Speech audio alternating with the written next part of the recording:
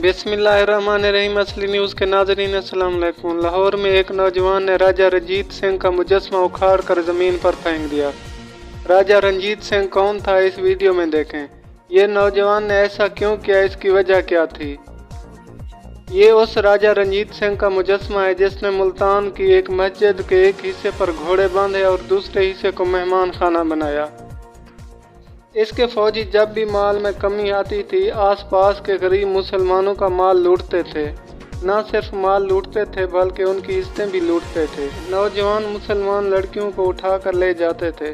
तकसीम हिंद के वक्त अगर मुसलमानों को सबसे ज़्यादा नुकसान पहुंचाया तो इन सिखों ने पहुंचाया है। सबसे ज़्यादा सिखों ने मुसलमानों को शहीद किया था। राजा रंजीत सिंह का मुजस्समा जिस नौजवान ने तोड़ा, उसको पंजाब पुलिस ने अरेस्ट कर लिया।